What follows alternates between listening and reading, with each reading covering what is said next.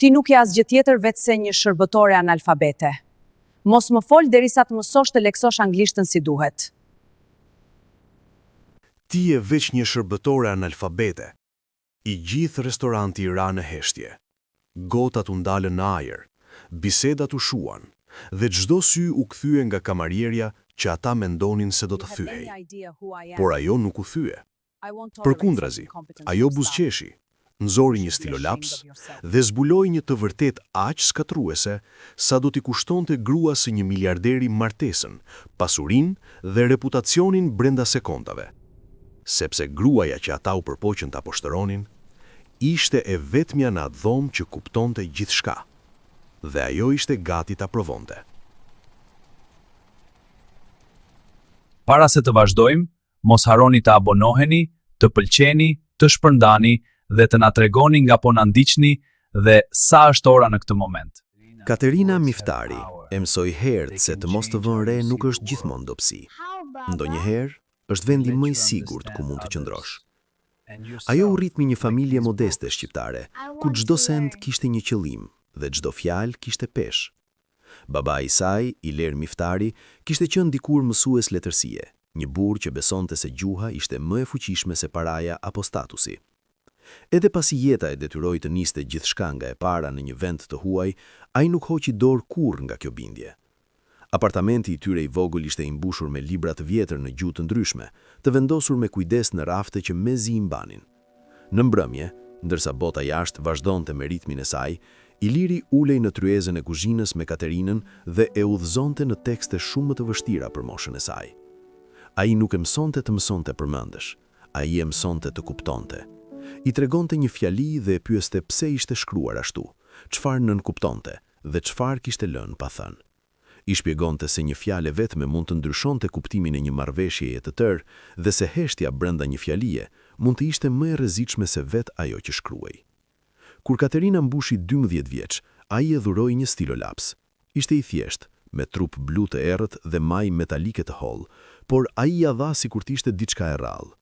I tha se shkrimi nuk kishte të bënte me shpejtësinë, por me saktësinë, dhe se fjalët e pakujdesshme mund të shkatërronin gjëra që nuk mund të rindërtoheshin më kurrë. Katerina e mbajti atë stilolaps si një premtim. Jeta ndryshoi pa paralajmërim.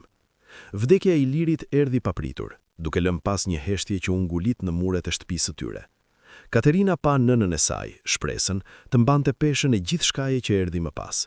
Shpresa punonte orë të gjata në kujdes shëndetësor, duart gjithmonë të lodhura, fytyra e qetë edhe kur lodhja i lexoi në sy. Ajo nuk ankohej kurrë, por forca e saj kishte një çmim.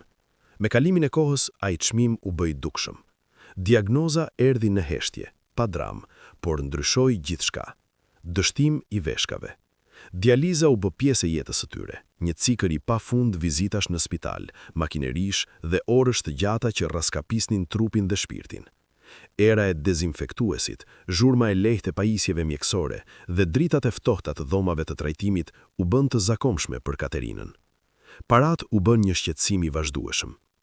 Katerina e kuptoi se mbijetesa nuk mjaftonte më. Ajo duhet të ecte përpara, pavarësisht sa e vështirë bëhej. U përqendrua në studime me një disiplinë që nuk linte vend për shpërqendrim. Bursat nuk ishin mundësi, ishin domosdoshmëri. I fitoi një nga një, secila një hap larg pasigurisë. Rruga e saj e çoi në New York, në Universitetin Columbia, ku ndoqi doktoraturën në gjyqësi dhe të drejtë ndërkombëtare kontraktore.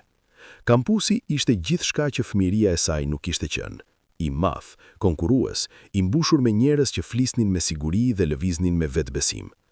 Katerina u përshtat shpejt. Kalonte orë të gjata në biblioteka të qeta, e rrethuar me libra dhe dokumente që kërkonin durim dhe saktësi.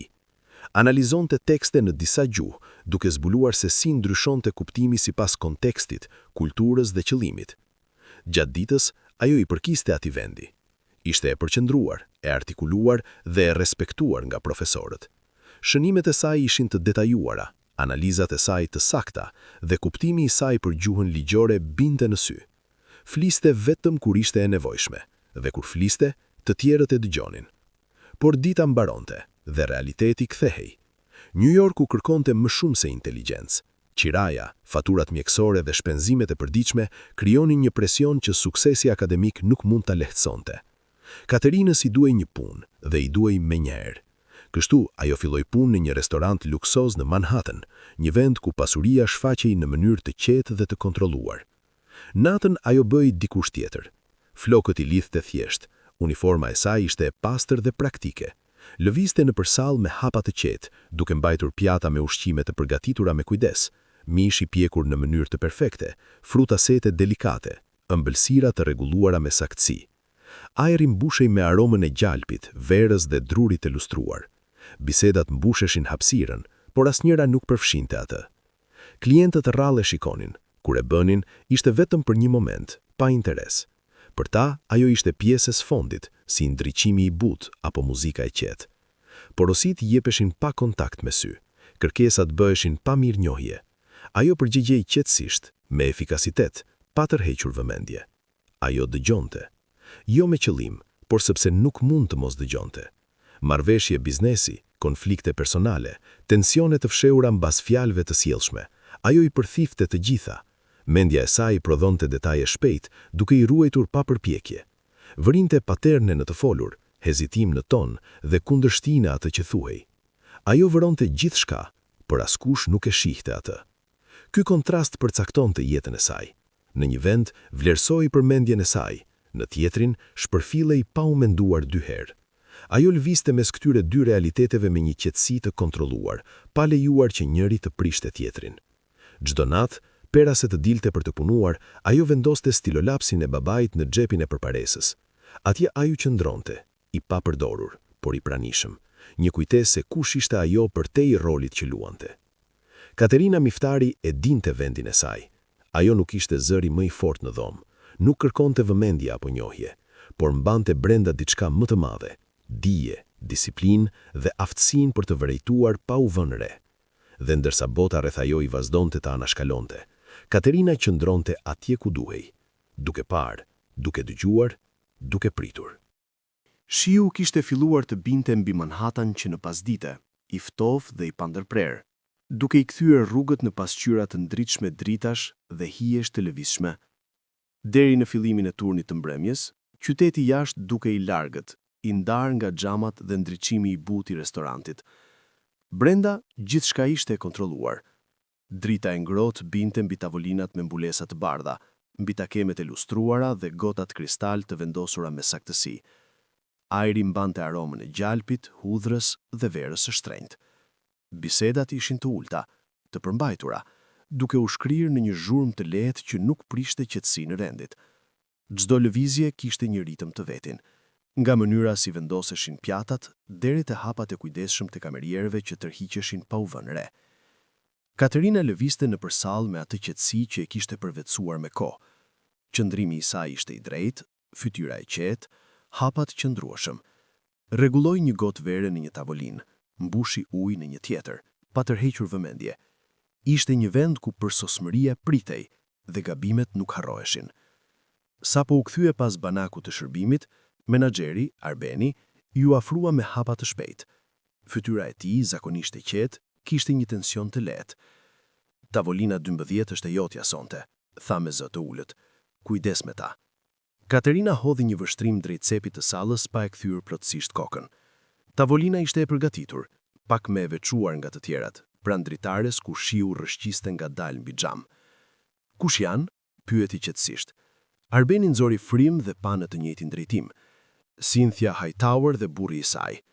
Emri kishte një farë peshe, edhe për dikë që nuk i kushtonte rëndësi botës të pasurve. Katerina e kishte dëgjuar më parë në biseda të shkurtra me stafit, jo për sukses, por për sjellje. Ankohet për çdo gjë. Herën e fundit ktheu ujin sepse ishte shumë i ftohtë. Mbaje gjithçka të thjeshtë, mos e kundërshto, mos e korrigjo. Katerina pohoi lehtë, nuk kishte nevojë për më shumë shpjegime. Kishte përballuar klient të vështirë më parë dhe e dinte se qetësia ishte mënyra e vetme për të ruajtur kontrollin. Dera u hap dhe një rrym ajri të lagësht hyri brenda, ndërsa çifti hyri në restorant. Cynthia Hightower hyri e para. Ajo mbante një vustan të kuq të errët që binte menjëherë në sy mes ngjyrave të zbeta të ambientit. Lëvizjet e saj ishin të qëllimshme, sikur priste të vihej në re. Syt i lëviznin shpejt nëpër sallë, jo nga kurioziteti, por për të gjykuar. Nuk buzëqeshi, vlerësoi. Pastaj, Preston Hightower hyri më qetë. Kostumi I tij errët ishte I përsosur, qëndrimi I kontrolluar. Ai nuk hodhi vështrime përreth, duke I përqendruar dikund tjetër. Nuk ishte nevojë të kërkonte vëmendje. Ajo I përkiste natyrisht. Katerina u afrua ndërsa ata u ulën, me lëvizje të qeta dhe sigurta. "Mirëmbrëma," tha ajo me një ton profesional. "Mirë se erdhët." Cynthia mezi e ktheu, rregulloi vustanin ndërsa u ul. Ashdara e paknaqur pa thënë asgjë. Preston dha një pohim të lehtë me kokë. Katerina vendosi menyt me kujdes mbi tavolinë, duke I rreshtisur sakt me buzën e mbulesës. Ndërsa e bëri këtë, syt I kaluan për një çast në hapësirën pranë Prestonit. Aty e vuri re. Çanta e tij qëndronte pranë sediles, paksa e hapur, jo në mënyrë të pakujdesshme, por as plotësisht e mbyllur. Aq sa një kënd dokumenti të mbetej I dukshëm. Letër e bardhë, skaje të pastra, tekst I shtipur me formë zyrtare. Shikimi I saj qëndroi për një çast më zgjat se sa duhej. Këndi e lejonte të kapte disa rreshta, të përmbysur, të fragmentuar, por të mjaftueshëm që mendja e saj e stërvitur të kuptonte strukturën. Ishte instinkt, e njëjti që përdorte kur analizonte tekste të vështira natën vonë. Ajo u drejtua menjëherë, fytyra pa ndryshim. Disiplina e kishte mësuar të mos qëndronte aty ku nuk I takonte. "Dëshironi diçka për të pirë?" pyeti ajo me një ton profesional. Cynthia bëri një lëvizje të shpërfillt me dorë.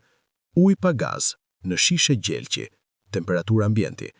Zëri I saj ishte mjaft I lartë që të tërhiqte vëmendjen e tavolinave përreth. "Sigurisht," u përgjigj ajo. Preston Fowley pa ju ngrënë kokën. "Whisky, 30 vjet." Katerina e shënoi porosin dhe u largua me hapa të qetë, por imazhi I dokumentit mbeti. Nuk ishte thjesht kuriozitet, ishte njohuri. Struktura, hapësira, mënyra si ishin vendosur rreshtat, mendja e saj e stërvitur kishte filluar ta përqifte, duke I bashkuar fragmentet, pa përpjekje. Ishte instinkt, e njëjti që përdorte kur e personazhit në histori dëshironin të gjenin klientët e vështirë, me qetësinë dhe vetëpërmbajtjen e tyre. Ajo u kthye në banak dhe përgatiti pijet me kujdes. Shishja e ujit u vendos në taba pa një pikë kondensimi. Whisky u hodh me saktësi, duke reflektuar për një çast dritën e ngrohtë përpara se të qetësohej në gotë. Çdo lëvizje ishte e përkthyer. Asgjë në fytyrën e saj nuk tregonte çfarë I kishte parë. Kur u kthye në tavolinë, vendosi pijet pa hezitim. Çanta mbeti aty, pa ndryshuar, dokumenti ende paksa I dukshëm. Për një çast, ajo mendoi për të. Pastaj e la pas. Nuk ishte vendi I saj, jo këtu, jo tani.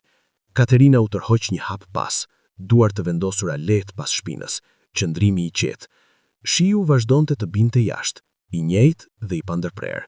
Brenda, gjithçka dukej në kontroll, por diçka tashme kishte filluar të ndryshonte. Restoranti kishte hyrë në ritmin e zakonshëm të mbrëmjes, ku bisedat rridhnin qetë dhe çdo detaj duke I kontrolluar me kujdes. Shiu vazhdonte të binte jashtë, duke goditur lehtë xhamat e lartë, ndërsa brenda atmosfera mbetej e ngrohtë dhe e qetë. Katerina u kthye te tavolina 12 me të njëjtën qetësi që e karakterizonte gjatë gjithë punës së saj. Pijet ishin shërbyer, gjithçka ishte vendosur sipas kërkesës dhe tani vëmendja ishte përqendruar te menyja. Cynthia Hightower e mbante atë përpara vetes me një qëndrim të tensionuar. Drita e qirinjve lëkundej mbi faqet e saj, duke krijuar hije të lehta mbi tekstin e shkruar në frëngjisht.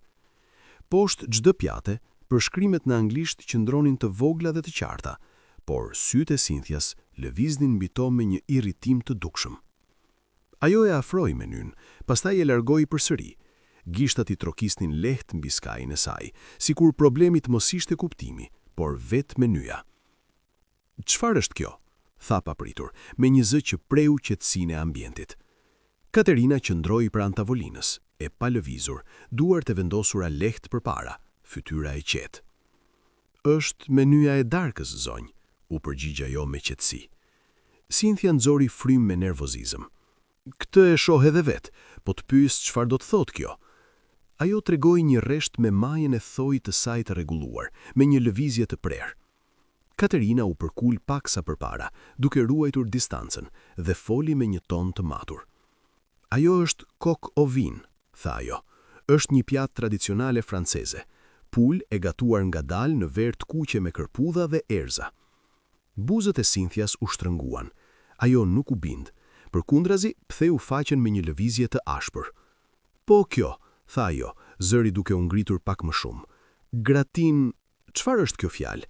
Pse nuk mund të shkruhet gjithçka në anglisht thjesht? Është gratin dauphinois, shpjegoi Katerina me qetësi.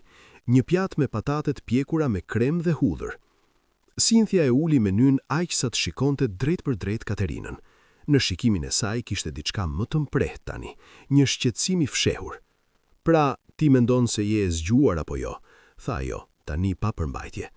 Preston qëndronte pranë saj, ende i qetë, por tensionin tavolin kishte filluar të tërhiqte vëmendjen e të tjerëve. Unë thjesht po shpjegoj menyn, tha Katerina. Jo, ndërhyri Cynthia, ti po më korrigjon. Zëri i saj tani ishte më i lartë sa të prishte rrjedhën e bisedave përreth. Një qift në një tavolinë afër ndaloi së foluri, një kamerier i tjetër ndaloi hapat. Katerina nuk reagoi. Fytyra e saj mbeti i qetë, zëri i njëtrajtshëm. Nuk është qëllimi im, tha ajo. Cynthia lëshoi një të qeshur të shkurtër, pa humor. Sigurisht që është, tha ajo. Qëndron aty me shpjegimet e tua të vogla, sikur je më e zgjuar se ata që janë ulur në tavolinë. Salla kishte filluar të ndryshonte. Zhurma e lehtë e bisedave ul, jo plotësisht në heshtje, por mjaftueshëm që tensionin tavolinë 12 të bëhej i dukshëm. Disa kokë u kthyen fillimisht me kujdes, pastaj më hapur. Katerina e ndjeu vëmendjen që po mblidhej rreth saj, por nuk lëvizi. Unë jam këtu për t'ju ndihmuar, tha ajo. Fjalia ishte e thjeshtë dhe e kontrolluar, nuk ndryshoi asgjë. Cynthia e shtyu paksa karrigen, duke krijuar një zhurmë të lehtë. U përkul përpara, zëri i saj u ul për një moment dhe pastaj u ngrit më fort se më parë. Të më ndihmosh, përsëriti ajo. Ti mezi di të flasësh siç duhet. Aty gjithçka ndryshoi. Tavolinat përreth ranë në heshtje. Jo gradualisht, por menjëherë. Gotat metën pezull në ajër, bisedat u ndalën në mes. Atmosfera që më parë ishte e kontrolluar, tani mbante një heshtje tjetër. Katerina ndjeu çdo sy mbi vete, pa kthyer kokën. Cynthia u ngrit në këmbë. Lëvizja e saj ishte e qëllimshme, duke tërhequr gjithë vëmendjen. E kuqja e fustanit të saj shkëlqeu në dritë, ndërsa u përball drejt për drejt me Katerinën. E di shumë mirë çfarë je, tha ajo me zë të lartë. Je një shërbëtore analfabete. Fjalët ranë rënd. Askush nuk foli. Askush nuk lëvizi. Diku, një gotë preku tavolinën me një tingull të lehtë që dukej më i fortë se sa duhej. Katerina nuk u tërhoq. Ajo nuk u përgjigj menjëherë. Qëndroi aty, me qëndrimin e saj të pandryshuar, fytyra e qetë pavarësisht nxehtësisë që i ngjitej në fytyrë. Fyerja qëndroi pezull në ajër. Cynthia vazhdoi, zëri i saj i mbushur me zemrim. Mos më fol më derisa të mësosh të lexosh anglisht siç duhet, shtoi ajo. Heshtja u bë më e rëndë. Këtë herë kishte peshë. Katerina u bë e vetëdijshme për detajet përreth. Aroma e verës, drita e lëkundur e qirinjve, tingulli i shiut jashtë. Gjithçka dukej më e mprehtë. Dikush lëvizi në vendin e tij. Pastaj një tjetër. Një telefon u ngrit pak mbi tavolinë. Pastaj një tjetër. Drita e ekranit u shfaq, e qartë. Njerëzit nuk po shikonin më vetëm, por regjistronin. Momenti kishte ndryshuar. Nuk ishte më privat. Një përkiste të gjithëve në sallë tani. Katerina qëndroi e qetë, duart lira pranë trupit. Ajo nuk i shoh telefonat, nuk pa tavolinat e tjera. Shikimi i saj mbeti tek Cynthia. Dhe në atë heshtje, diçka brenda saj u qetësua. Jo zemërim, jo frikë, diçka më e ftoftë, më e qartë. Qetësia që vjen kur një vijë është kaluar. Restoranti mbeti i ngrije në atë moment, duke pritur çfarë do të ndodhte më pas. Katerina Miftari, vajza që askush nuk e vinte re, tani ishte në qendër të çdo shikimi. Dhe për ferë të para të natë, ajo nuk ndihej më e padukshme. Heshtja nuk u thye menjëherë. Ajo qëndroi, e rëndë dhe tendosur, duke u shtrirë në gjithë sallën, ndërsa çdo sy mbetej i ngulur te Katerina. Fyerja vazhdonte të qëndronte në ajër, e mprehtë dhe qëllimshme, duke pritur një reagim që nuk erdhi kurrë. Katerina nuk lëvizi. Ajo nuk ngriti zërin, nuk u tërhoq. Nxehtësia që ishte ngjitur në kraharor u kthye në diçka më të qëndrueshme, më të kontrolluar. Vitet e disiplinës drejtonin reagimin e saj, jo emocioni. Kur më në fund foli, zëri i saj kishte ndryshuar. Nuk ishte më ai zëri i butë i një kamariereje, ishte i qetë, i matur dhe i qartë, me një peshë që dëgjohej pa pasur nevojë për forcë. Zonja Hightower, tha ajo. Salla mbeti në heshtje. Shprehja e Cynthias ndryshoi paksa, e pa përgatitur për mungesën e nënshtrimit. Katerina futi dorën në xhepin e përparsës. Lëvizja ishte ngadalt, e qëllimshme, duke tërhequr vëmendje pa nxitim. Për një çast, dukej sikur do të nxirrte diçka të zakonshme. Në vend kësaj, ajo nxori një stilolaps, i thjesht, i errët dhe elegant. Maja metalike pasqyroi dritën e qirinjve, ndërsa ajo e mbajti mes gishtave. E pa për një moment të shkurtër, si për të përqendruar, pastaj e vendosi butësisht mbi tavolinë. Gjesti ishte i vogël, por ndryshoi atmosferën. Me që jeni e shqetësuar për aftësinë time të lexoj, mendoj se duhet të flasim për diçka më të rëndësishme. Cynthia u vrent, e hutuar dhe irrituar njëkohësisht. Nuk të kërkova të mendosh, tha ajo prerë. Katerina nuk reagoi ndaj ndërprerjes. Vështrimi i saj kaloi për një çast te çanta e Prestonit, ende pranë tij, dokumenti ende paksa i dukshëm. Pastaj u kthye te Cynthia. Kur ulët, tha Katerina, burri juaj vendosi çantën pranë jush. Qëndrimi i Cynthias ngurtëso, por ajo nuk foli. Brenda ka një dokument, i cili duket pjesërisht. Një murmuritje e lehtë kaloi nëpër sallë. Preston ngriti shikimin për herë të parë me vëmendje të plotë. Nuk foli, por prania e tij ndryshoi. Katerina mori një pecet të pastër nga tavolina, e shtriu me kujdes dhe hapi stilolapsin. Zhurma e lehtë e hapjes së tij u dëgjua më shumë se sa e duhej në atë heshtje. Ajo filloi të shkruaj.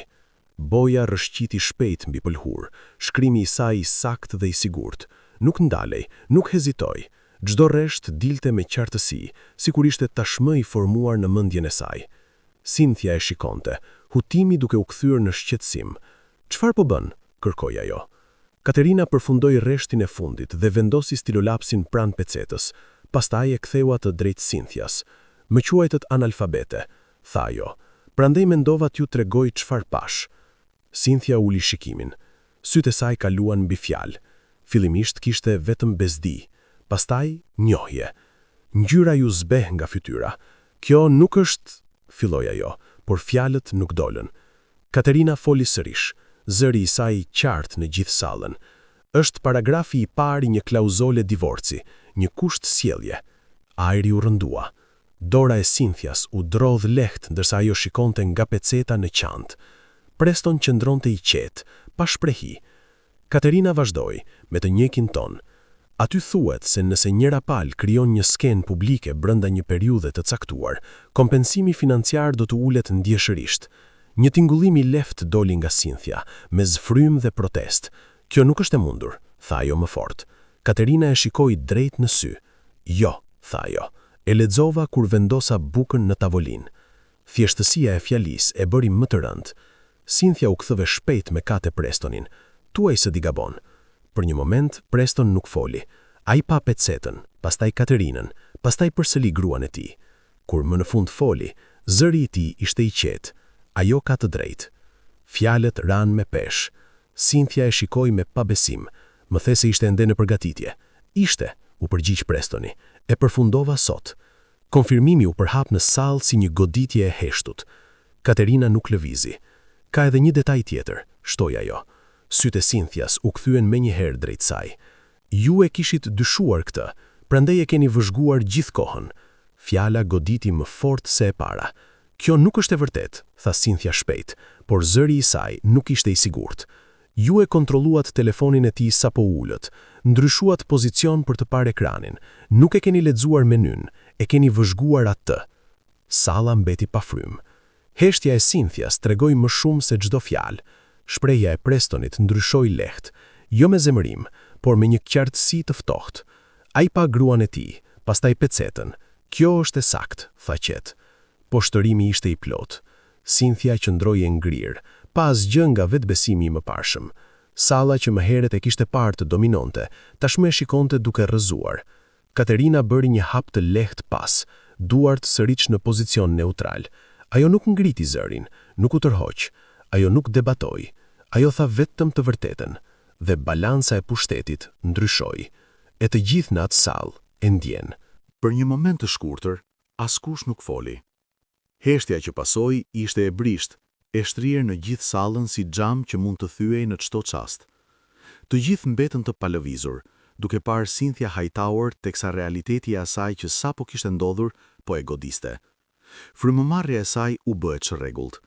Vetbesimi që e kishte karakterizuar pak minuta më parë ishte zhdukur, i zvendësuar nga diçka e papërmbajtur dhe e paqëndrueshme. Syt i lëviznin shpejt mes pecetës, çantës dhe Prestonit, sikur kërkonte një version tjetër të situatës që do ta kthente në kontroll.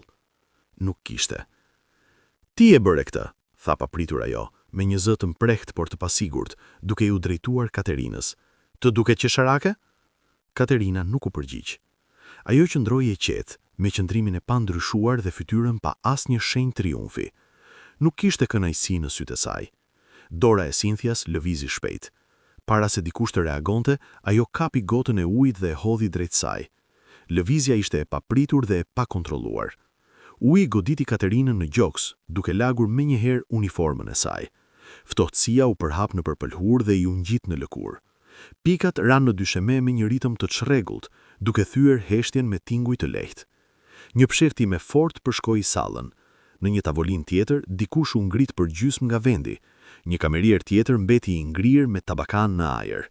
Momentit i ushtuaj një tjetër stres, nga tensioni në tronditje. Katerina nuk u tërhoq. Uji pikonte nga përparesa e saj, duke rrjedhur drejt këpucëve, por ajo qëndroi në vend.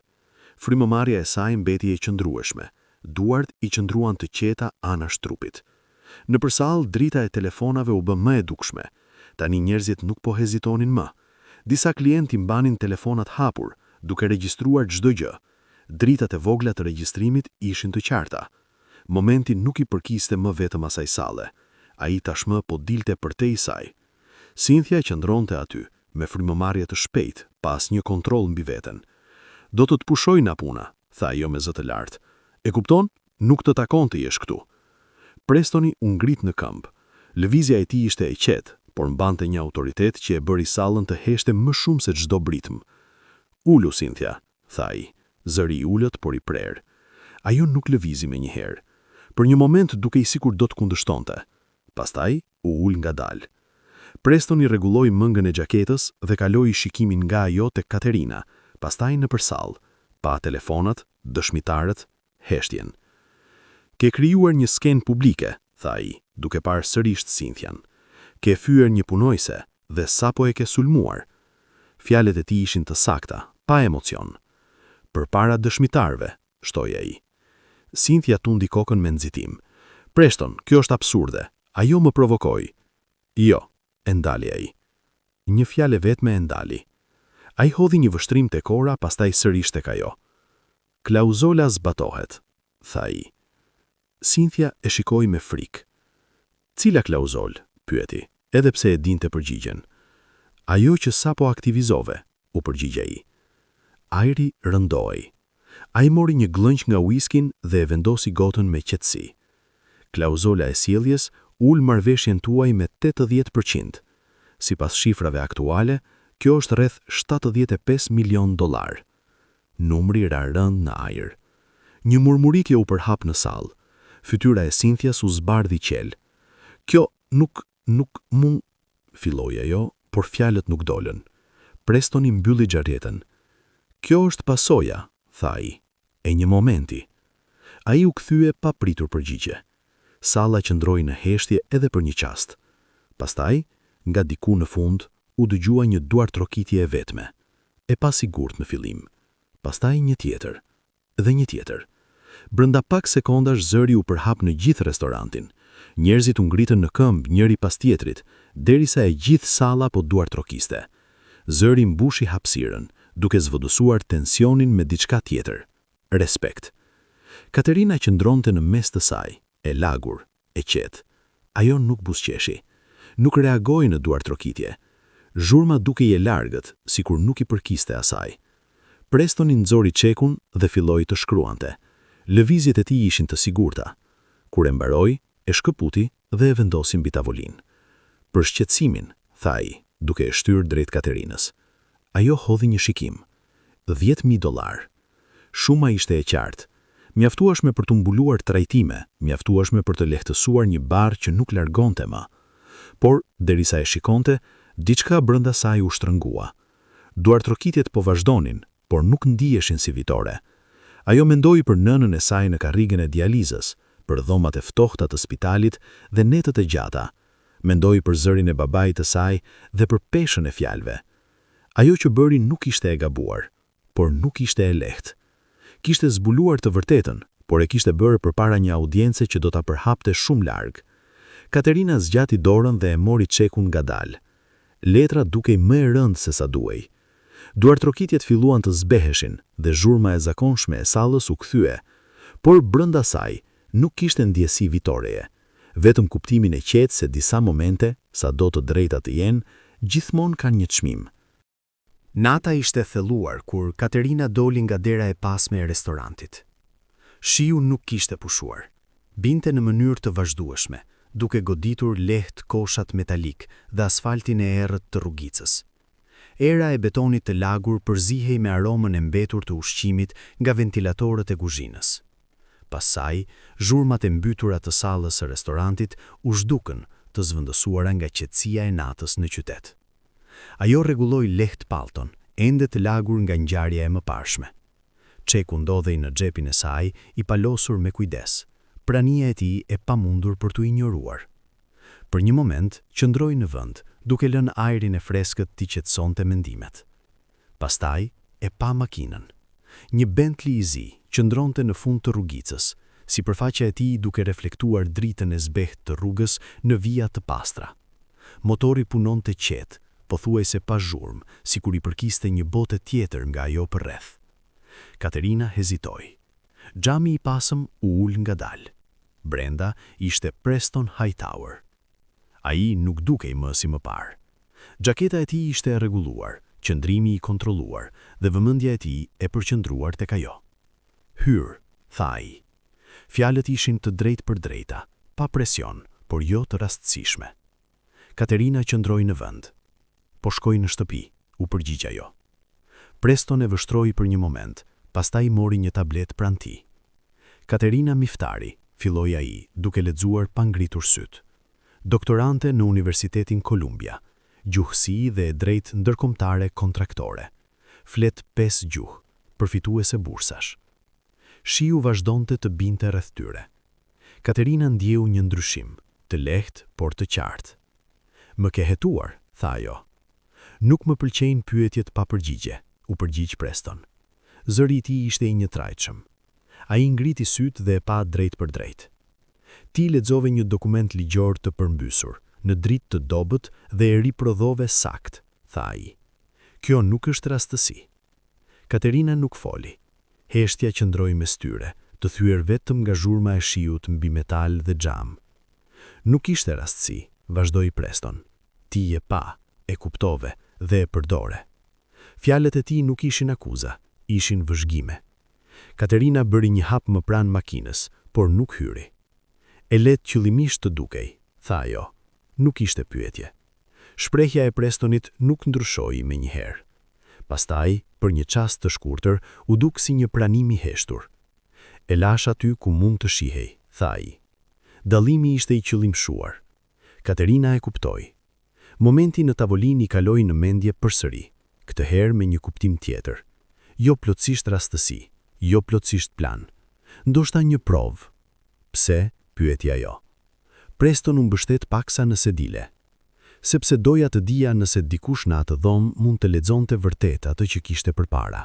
Tani e di përgjigjen. Fjalët qëndruan mes tyre. Katerina ndjeu diçka të re, një lloj vlerësimi që nuk ishte i zakonshëm për të. Preston mori një dosje pranë tij. Kam një situatë, tha ai, duke e mbajtur drejt saj. Një kontratë, në gjermanisht. Ekipi im ligjor e ka parë. Thonë se është në rregull. Ai ndaloi për një moment. Nuk u besoi. Katerina e pa dosjen, por nuk e mori. Nuk jam avokate korporative, tha ajo. Nuk po kërkoj këshill ligjore, u përgjigj Preston, po kërkoj saktësi. Shiu u shtua paksa, duke goditur më fort mbi makinë. Mendja e Katerinës filloi të llogariste shpejt, duke peshuar rrezikun dhe mundësitë. Po nëse them jo, pyeti ajo. Atëherë shkon në shtëpi, asgjë nuk ndryshon. Ai mori stilopenin dhe shkroi një shifër në dosje, pastaj ja ktheu. $50,000, tha ai. Shifra ishte e qartë. Frymania e Katerinës u ngadalsua. 50,000. Nuk ishte thjesht një shumë, ishte kohë, ishte lehtësim, ishte trajtimi i nënës së saj pa ndërprerje. Për një moment, gjithçka tjetër u zhduk. Ajo e pa nënën e saj në karrigen e dializës, duart qeta, forca që i zbehte çdo ditë. Realiteti u kthye. Shiu, makina, burri që e shikonte pa e shtyer, pa e bindur. Katerina e vështroi. Në fytyrën e tij nuk kishte manipulim, vetëm pritje. Më duhet kohë, tha ajo. E ke sonte, u përgjigja ai menjëherë. Katerina qëndroi në heshtje për një moment, mjaftueshëm për ta kuptuar. Kjo nuk ishte thjesht një ofertë, ishte një hyrje. Ajo e pa dosjen edhe një herë. Pastaj zgjati dorën dhe e mori. Pesha e saj ishte reale. Do ta shqyrtoj, tha ajo. Preston po hua lehtë. Dera e makinës u hap nga brenda. Katerina hezitoi për një çast të fundit, pastaj hyri. Brenda ishte qetësia, e izoluar nga shiu dhe zhurma e qytetit. Dera u mbyll me një tingëllim të butë. Makina filloi të lëvizte. Rrugica mbeti pas. Katerina mbajti dosjen në preh, gishtat e saj mbi sipërfaqen e saj. Bota që njihte ende ishte aty, por ajo sapo kishte hyrë në një tjetër. Ndërtesa ngrihej mbi Midtown me xham dhe çelik, sipërfaqja e saj duke reflektuar dritën e zbehtë të mëngjesit. Brenda, gjithçka lëvizte me një efikasitet të qetë. Ashensorët hapeshin dhe mbylleshin pa vonesë. Hapat jehonin lehtë mbi dyshemete lustruara dhe bisedat mbeteshin të kontrolluara, të drejtuara nga qëllimi. Katerina hyri në hall me të njëjtën qetësi që mbante gjithmonë, megjithse e ndjente ndryshimin. Ky nuk ishte një vend ku ajo përkiste, të paktën jo ende. Veshja e saj ishte më e thjeshtë krahasuar me kostumet e rregulluara që lëviznin përreth. Prania e saj e padukshme, por jo plotësisht. Recepcionistja e drejtoi drejt katit të sipërm pa hezitim. Emri i saj ishte regjistruar paraprakisht. Kur dyert e ashensorit u hapën, atmosfera ndryshoi. Salla e mbledhjeve ishte e gjerë, e rrethuar nga dritare të mëdha që shikonin mbi qytet. Një tavolinë gjatë shtrihej në qendër, sipërfaqja e saj e errët dhe e përsosur. Karriget prej lëkure ishin të vendosura me saktësi, secila e zënë. 4 burra ishin tashmë aty.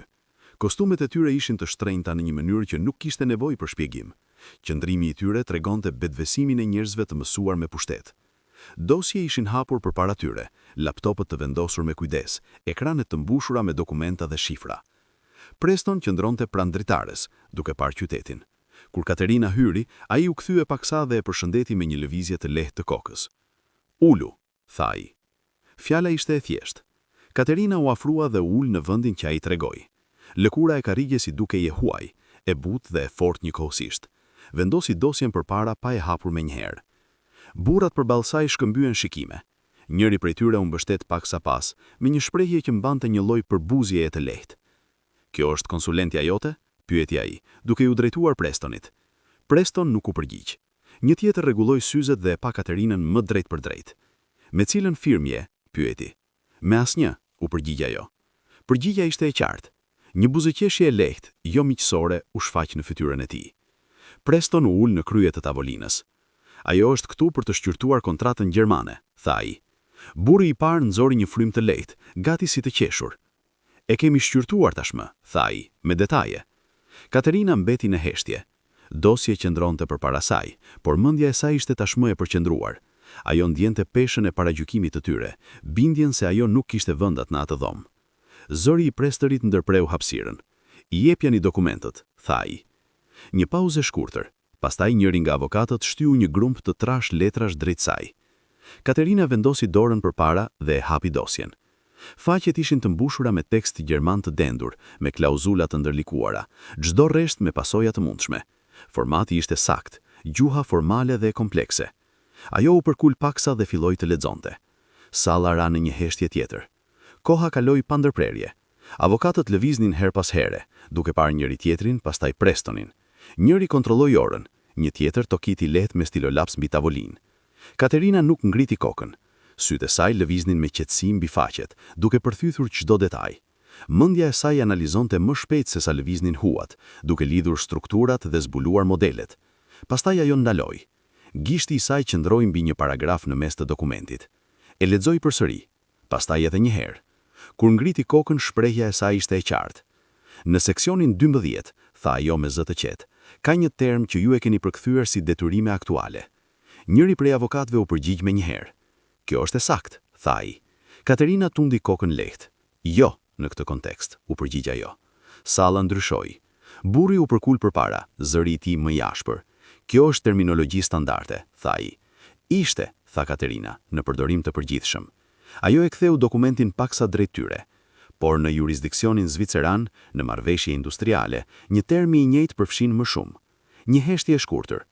Përfshin detyrime të mbetura, vazhdoi ajo, detyrime mjedisore dhe pensionale që nuk janë zgjidhur. Fjalët u përhapën sa ngadalë. Një tjetër avokat mori dokumentin dhe e lexoi me shpejtësi. Kjo është interpretim, tha ai. Është interpretimi që do të përdorte një gjykatë zvicerane, u përgjigj Katerina. Ajo tregoi një notë të vogël poshtë faqes. Kjo lidhet me mbylljen e një fabrike në Düsseldorf. Nëse kjo marrëveshje nënshkruhet, këto detyrime kalojnë me blerjen. Salla mbeti në heshtje. Preston nuk lëvizi. Sa? Pyeti ai. Katerina bëri një llogaritje të shpejtë. Rreth 300 milion euro, tha ajo. Askush nuk foli. Njëri nga avokatët filloi të kërkonte mendim në laptop. Sekondat kaluan. Pastaj ai ndaloi. Ngriti syt. Ajo ka të drejtë, tha qetë. Gjithçka ndryshoi. Preston u ngrit. Dilni atje, tha ai. Fjalët ishin të drejtë për drejta. Preston, mund ta rregullojmë këtë, tha njëri. Dilni, përsëriti ai. Nuk pati kundërshtim. Karriget u tërhoqën, letrat u mlodhen dhe salla u boshtit shpejt. Brenda një kohe të shkurtër, mbetën vetëm Katerina dhe Preston. Heshtja ishte ndryshe tani. Preston u afrua tek tavolina. Sapo më shpëtove një shumë të madhe parash, tha ai. Katerina nuk u përgjigj. Ai e vështroi për një moment. Më duhet dikush që bën këtë vazhdimisht, tha ai. Fjalët ishin të qarta. Pozicioni i shefit të shtafit është i lirë, vazhdoi ai. Do ta merresh ti. Katerina ndjeu peshën e tyre. Kjo nuk ishte më një provë, ishte një ofertë që ndryshonte gjithçka. Ajo pa dokumentet përpara, pastaj karriget bosh. Dhoma ende mbante jehonin e sigurisë së tyre. Tani mbante diçka tjetër, një ndryshim në pushtet, dhe ajo ishte në qendër të saj. 3 muaj ndryshuan gjithçka. I njëjti qytet që dikur duke i rënd dhe i pamëshirshëm, tani lëvizte ndryshe rreth Katerinës. Rrugët ishin ende të mbushura, zhurma ende e vazhdueshme, por vendi i saj brenda tyre kishte ndryshuar. Ajo nuk kalonte më në hapësira pa u vënë re. Njerëzit hapnin rrugë kur ajo hynte në një dhomë. Bisedat ndaleshin kur ajo fliste. Në Hightower Holdings, prania e saj kishte peshë. Salla e mbledhjeve që dikur i duke je huaj tani ishte bërë pjesë e përditshmërisë së saj. Tavolina e gjatë, sipërfaqja e lustruar, zhurma e lehtë e ekraneve dhe e zërave, të gjitha i përkisnin një strukture që ajo e kuptonte plotësisht. Ajo lëvizte në përmbledhje me qartësi, fjalët e saj të matuara dhe të sakta. Nuk fliste shpesh, por kur fliste, vendimet ndiqnin. Dosjet kalonin çdo ditë në përduart e saj. Kontrata, raporte, analiza të brendshme, secila shqyrtohej me të njëjtën disiplinë që kishte ndërtuar ndër vite. Detajet që të tjerët i anashkalonin, për të dilnin menjëherë në pa. Modelet shfaqeshin qartë. Më shumë se një herë, ajo kishte ndalur marrëveshje para se të finalizoheshin, duke zbuluar rreziqe që do t'i kishin kushtuar kompanisë miliona. Njerëzit e vunë re. Jo me zë të lartë, jo në mënyrë të dukshme, por në ndryshime të vogla. Mënyra si drejtuesit ndryshonin tonin kur flisnin me të. Mënyra si pyetjet drejtoheshin tek ajo dhe jo anash saj. Heshtja që krijohej kur ajo fillonte të analizonte një dokument. Respekti në atë mjedis nuk jepet lehtë. Ajo e fitoi pa e kërkuar.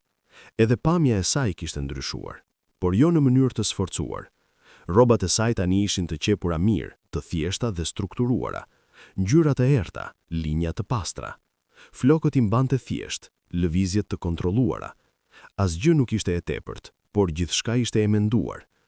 Ajo nuk dukej më si dikush që ishte aty përkohësisht, ajo dukej si dikush që i përkiste atij vendi. Por ndryshimi më i rëndësishëm nuk ishte në zyrë, ishte në spital. Dhomat sterile që dikur dukeshin të mbytura, tani kishin një ndjesi tjetër. Lehtësimi. Shpresa ulej pranë dritares gjatë trajtimeve, qëndrimi i saj më i fortë, fytyra me më shumë ngjyrë. Një forcë e qetë që dikur po zbehej, tani po rikthehej ngadalë. Katerina e vizitonte sa herë që mundej. Ndonjëherë herët në mëngjes para se të fillonte dita, ndonjëherë vonë në mbrëmje, kur qyteti ishte më i qetë. Ulej pranë saj, flisnin me zë të ulët, biseda të thjeshta por të qëndrueshme. Si shkoi puna? Pyeste nëna e saj. E ngarkuar, përgjigjej Katerina. Ishte gjithmonë e njëjta përgjigje, por tani kishte më shumë peshë. Faturat që dikur e rëndonin çdo vendim nuk ishin më një barre padurueshme. Trajtimet vazhdonin pa ndërprerje. Frika që ishte gjithmonë aty filloi të zbehej. Për herë të parë pas shumë vitesh, Katerina ndjeu diçka ndryshe. Qetërsi. Nuk ishte e fortë apo e zurshme, ishte e heshtur, e qëndrueshme, sikur mund të zhdukej ndërsa ajo nuk do të ishte e kujdesshme. Ajo u përshtat me të ngadalë. Në zyrë, roli i saj vazhdoi të rritej. Vendimet që dikur kalonin në shumë duar, tani kalonin përmes saj. Preston mbështetej tek ajo pa e shpjegime. Nuk ishte udhëzime të panevojshme, as kontroll të vazhdueshëm. Ai priste saktësi dhe ajo e jepte. Komunikimi mes tyre mbeti i drejt për drejt. Ai nuk jepte lavdërime, nuk vinte në dyshim procesin e saj. Thjesht i jepte punë dhe priste rezultat. Kjo mjaftonte. Ritmi i jetës së saj kishte ndryshuar plotësisht. Netët e gjata në restorant ishin zhdukur. Lodhja që e kishte ndjekur për vite ishte zvendësuar nga një fokus më i shpert. Ajo statën toni pulonte shumë, por puna kishte kuptim. Ajo nuk po reagonte më në rrethana. Ajo po i formonte ato. Dhe për një kohë të shkurtër, gjithçka u bë në ekuilibër. Qyteti, puna, shëndeti i nënës saj, drejtimi i jetës së saj, të gjitha u bashkuan në një ndjenjë që ajo nuk e kishte përjetuar më parë. Nuk dukej si sukses në kuptimin e zakonshëm, dukej si kontroll. Por ekuilibri shpesh krijon dobësi. Diku tjetër, larg qetësisë të zyrës dhe rutinës së spitalit, diçka tjetër po merrte formë. Cynthia Hightower nuk ishte zhdukur. Ultimi publik nuk ishte harruar. Ai ishte kthyer në diçka më të thellë, diçka që nuk zhdukej me kohën. Humbja, ekspozimi, ndryshimi i pozicionit të saj nuk ishin pranuar, ishin mbajtur mend. Ajo ulej me një dhomë me ndriçim të zbehtë, larg vëmendjes që dikur kishte. Eleganca ishte ende aty, por ishte ndryshuar. Përballë saj qëndronte Bradley Thorne, i njëjti avokat që ishte larguar nga salla e mbledhjeve. Një dosje qëndronte e hapur mes tyre. Brenda ishin dokumenta, emaile të printuara, informacione të rregulluara me kujdes. Shprehja e Cynthias nuk ishte më e paqëndrueshme, ishte e përqendruar. Ajo më merrte gjithçka, tha Joy Krip. Bradley u mbështet paksa pas. Jo, tha ai. Ajo zbuloi atë që ishte aty. Sytë e Cynthias u ngushtuan. Atëherë do ta marrim mbrapa, tha ajo. Zëri i saj nuk kishte hezitim. Bradley u pa dokumentet. Nuk e përballojmë drejt për drejt, tha ai. E ndryshojmë historinë. Cynthia e shikoi me kujdes. Si? Pyeti ajo. Bradley ndaloi për një moment. Duke e bërë atë problemin. Dhoma mbeti e qetë. Jashtë, qyteti vazhdonte normalisht, pa ditur çfarë po përgatitej. Brenda, plani filloi të formohej. Dhe larg atij vendi, Katerina Miftari vazhdonte punën e saj, pa e ditur se ekuilibri që sapo kishte gjetur, kishte filluar të lëkundej. Mëngjesi nuk filloi me paralajmërim, filloi me zhurmë. Katerina ishte në tavolinën e saj të punës, me rendin e zakonshëm të hapësirës përpara. Një kontratë qëndronte e hapur, e shënuar me kujdes në anë. Ritmi i qetë që kishte ndërtuar gjatë muajve të fundit vazhdonte i pandërprer, derisa erdhi telefonata e parë. Pastaj një tjetër. Telefoni i saj filloi të dridhej sërish para se ajo të përgjigjej. Mesazhe u shfaqën njëri pas tjetrit, njoftime që shtoheshin me shpejtësi. Diçka kishte ndryshuar. Ajo mori telekomandën dhe ndezi ekranin përballë saj. Pamja u shfaq më njëherë.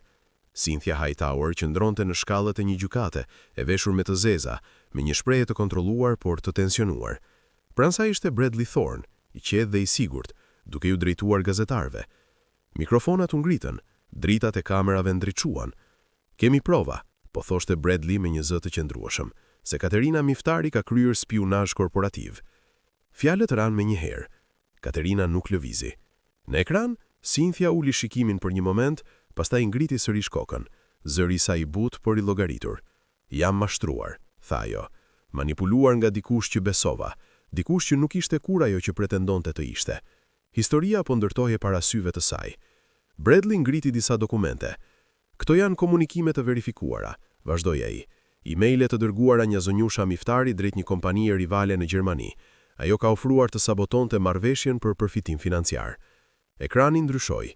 U shfaqën imazhe të paqarta dokumentesh, tekst i theksuar, emra dhe data të paraqitura si prova. Katerina ndjeu hapësirën të ngushtohej. Fjalët kishin strukturë të njohur, por nuk ishin të sajat, ishin të falsifikuara. Dera e zyrës u hap pa trokitje. Frank, shefi i sigurisë, hyri brenda. Shpreha e tij ishte e kontrolluar por e tensionuar. Zonjusha Miftari, tha ai me kujdes, kam urdhër t'ju shoqëroj jashtë ndërtesës. Fjalia ishte e qartë. Katerina u kthye drejt tij. Ka një gabim, tha ajo. Frank nuk e pa në sy. Këto janë urdhra të zotit Hightower, u përgjigj ai. Konfirmimi ra më rënd se akuzat. Katerina u ngrit ngadalë. Për një moment të shkurtër mendoi të kërkonte shpjegim, kohë, një mundësi për të folur, por ajo tashmë e kuptonte. Kjo nuk ishte personale, ishte logjik. Provat ishin të strukturuara, të menjëhershme dhe publike. Nga pozicioni i tij, vendimi ishte i qartë. Ajo kaloi përreth tavolinës dhe hoqi kartën e aksesit. Karta e vogël plastike duke e parëndësishme në dorën e saj. E vendosi mbi tavolinë pa hezitim, pastaj laptopin. Dhoma që dikur ishte vend kontrolli, tani duke e largët, sikur nuk i përkiste më. Frank u zhvendos paksa për t'i hapur rrugë. Ecën së bashku në korridor. I njëjti korridor ku dikur bisedat ndaloshin, tani kishte një heshtje tjetër. Dyert mbetën të mbyllura, por prania e syve ndihej. Shikime nga bazxhami, nga zyra gjysmë të hapura. Askush nuk foli. Udhëtimi me ashensor ishte i qetë. Kur dyert u hapën në hall, zhurma u kthye menjëherë, e fortë. Zëra, lëvizje, drita. Përtej dyerve prej xhami qëndronte një turm, gazetar, kamera. Sapo doli jashtë, ata u afruan menjëherë. Katerina, është e vërtetë se keni shitur sekretet e kompanisë? A keni falsifikuar analizën e kontratës? A keni lidhje me Preston Hightower para divorcit? Pyetjet vinin njëra pas tjetrës. Dritat e kamerave e verbonin. Ajo vazhdoi të ecte. Hapat e saj ishin të qëndrueshëm, por toka dukej e paqëndrueshme. Kontrolli që kishte ndërtuar po i rrëshiste nga dorët e saj, i zvendësuar nga diçka tjetër. Ekspozim. Një titull u shfaq në një ekran që mbante një gazetar. Nga kamerierja në mashtruese. Fjalët e ndoqën, në çdo hap, në çdo dritë, në çdo pyetje. Ajo nuk u përgjigj. Nuk ishte asgjë që mund të thoshte në atë moment për të ndryshuar rrjedhën. Një derë makine u hap pranë saj. Ajo u drejtua atje pa kthyer kokën, ndërsa zhurma vazhdonte pas saj. Kur u ul brenda dhe dera u mbyll, heshtja u kthye. Por nuk ishte e njëjta heshtje, ishte më e rëndë. Katerina u mbështet lehtë, duart mbi preh. Mendja e kaloi ngjarjet në copa, ekrani, akuzat, zëri i Frankut, vendimi i Prestonit. Nuk kishte zemërim, vetëm qartësi e ftoftë. Ajo ishte ngritur shpejt, dhe tani kishte rënë po aq shpejt. Ndryshimi ishte se këtë herë rënja nuk ishte private, ishte publike. Emri i saj, puna e saj, identiteti i saj, të gjitha ishin kthyer në diçka tjetër, diçka të shtrëmbuar. Makina filloi të lëvizte. Jashtë qyteti vazhdonte si gjithmonë, indiferent. Brenda Katerina qëndronte në heshtje. Nuk e moshtuar, por e zhveshur nga gjithçka që kishte ndërtuar. Për herë të dytë, ajo ishte bërë e padukshme, vetëm se këtë herë të gjithë po e shikonin. Salla e mbledhjeve ishte mbushur përsëri. Këtë herë atmosfera ishte ndryshe. Kishte tension, por jo atë të zakonshmin që lidhet me vendime biznesi. Ishte më i rëndë, më i mprehtë, i mbushur me pasiguri. Aksionarët ishin ulur rreth tavolinës, me fytyra të përmbajtura. Disa shmangnin shikimet, të tjerë përkuleshin përpara me vëmendje të shqetësuar. Në fund të sallës, Bradley Thorne qëndronte pranë ekranit të madh, me të njëjtin vetbesim të kontrolluar. Cynthia ishte ulur anash, e veshur me tone të errta me një qetësi të ndërtuar me kujdes. Nuk ngrinte më zërin, vetëm vëzhgonte. Preston qëndronte në krye të tavolinës. Duke i më i lodhur se disa ditë më parë. Shpreja e tij ishte e largët, lëvizjet më të ngadalta, sikur pesha e situatës ishte vendosur mbi të. Një gotë ujë qëndronte e paprekur përpara tij. Bradley bëri një shenjë drejt ekranit. Emailët u shfaqën përsëri. Rreshta të theksuar, emra, data, prova të ndërtuara me kujdes. Siç e shihni, tha Bradley me një zë të qëndrueshëm, modeli është i qartë. Komunikim me një kompani rivale, qëllim financiar dhe pranimi drejt për drejt i sabotimit. Një murmuritje kaloi nëpër sallë. Preston nuk reagoi. Bradley vazhdoi. Dëmi tashmë ka filluar. Hapi i vetëm logjik është të eliminojmë çdo rrezik dhe të rikthejmë besimin. Ai ndaloi për një moment. Propozoi veprim të menjëhershëm. Salla u tenxo. Preston zgjati dorën drejt gotës, por nuk piu.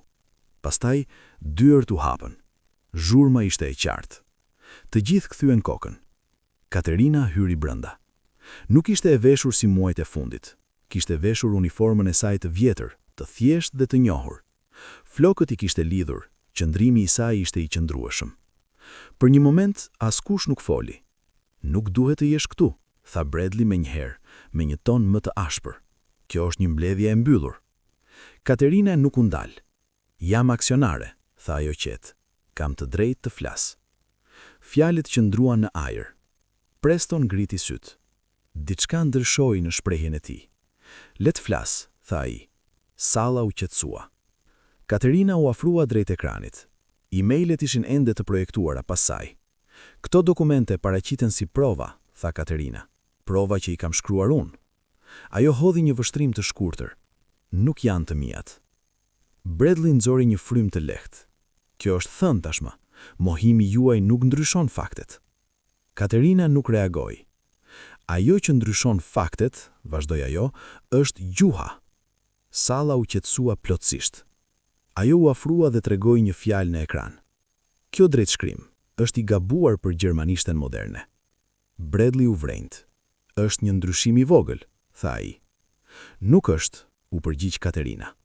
Zëri I saj mbeti I qetë. Në vitin 1996, gjermanishtja pësoi reformë drejtshkrimi. Forma të caktuara u zvendësuan. Kjo formë nuk përdoret më në shkrime oficiale prej dekadash. Ajo u kthye drejt sallës. Unë e kam mësuar gjermanishten pas kësaj reforme. Nuk e kam përdorur nur këtë strukturë. Një pauzë e rëndë pasoi. Një aksionar u përkul përpara dhe pyeti. Çfarë do të thotë kjo? Do të thotë që autori e ka mësuar gjuhën para reformës, u përgjigj Katerina. Shikimi I saj u ndal tek Bradley. Ose e ka mësuar gabim. Salla bëhet e heshtur. Bradley qëndroi I ngrirë.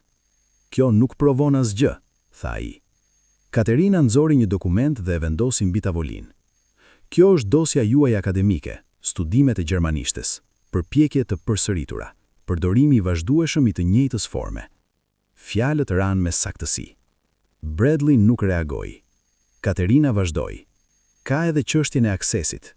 Ajo vendosi një dokument tjetër. Kjo është një regjistër rrjeti nga restoranti, nga nata kur gjithçka filloi. Qëndrimi I Cynthias ndryshoi. Kjo është e falsifikuar, tha ajo me nxitim, por jo me siguri. Katerina nuk ngriti zërin. Ju I morët të dhënat, ja dhat atij. Kur plani nuk funksionoi, krijuat një tjetër. Bradley bëri një hap përpara. Kjo është spekulim. Jo, u përgjigj Katerina. Është strukturë. Ajo tregoi sërish ekranin. Gjuha nuk gënjen. Salla mbeti e palëvizshme. Pastaj dyert u hapën. 2 oficerë hyrën brenda. Prania e tyre ndryshoi gjithçka. Bradley u kthye drejt tyre. Kjo është një mbledhje e mbyllur. Nuk është më, u përgjigj njëri prej tyre. Ata u afruan. Cynthia u ngrit menjëherë. Nuk mundeni, filloi ajo, por zëri I saj u ndërpre. Oficerët I ndaluan pa vonesë. Salla shikonte në heshtje se çdo gjë përmbystej. Vetbesimi që kishte mbushur hapësirën u zhduk. Cynthia humbi kontrollin. Bradley nuk kishte më asnjë siguri. Ata u larguan pa dinjitet. Dyert u mbyllën pas tyre. Salla mbeti e heshtur. Preston u ngrit ngadalë. Ai u afrua drejt Katerinës dhe ndaloi përballë saj. Për një moment nuk foli. Mora një vendim, tha më në fund, bazuar në atë që pash. Katerina e pa. Bëre një llogarit. u përgjigj ajo. Zëri i saj ishte i qetë. Preston pohoi. Gabova, tha ai. Fjalët ishin të thjeshta. Ai futi dorën në xhep, pastaj u ndal. Ky pozicion është i juaj dhe më shumë nëse e doni. Oferta ishte e qartë. Pushtet, autoritet, kontroll. Gjithçka që ajo kishte fituar dhe më shumë. Katerina shipoi tavolinën, karriget bosh, ekranin me provat e reme. Pastaj u kthye tek ai. Nuk e do, tha ajo. Fjalët ishin të qeta, por të forta. Preston nuk ndërhyri. Nuk erdha këtu për këtë, vazhdoi ajo. E bëra përse duhet të bijetoja. Ajo dhaloi për një moment. Nuk dua ta kaloj jetën duke luftuar me njerëz si ata. Salla mbeti e heshtur. Katerina bëri një hap pas. Dua të fundoj atë që kam nisur. Dua të jap mësim. Dua të punoj me diçka që nuk është e ndërtuar mbi manipulim. Preston i vështroi për një moment. Pastaj pohoi. Atëherë shko, tha ai. Nuk kishte kundërshtim në zërin e tij. Vetëm pranim. Katerina u kthye dhe u drejtua drejt derës. Askush nuk e ndali. Qyteti e priste jashtë, i pandryshuar, por për herë të parë, rruga e saj ishte plotësisht e saj. Ajo kishte hyrë në një vot pushteti dhe kishte dalë prej saj me zgjedhje. Dhe këtë herë nuk ishte e pandukshme. Ishte e lirë.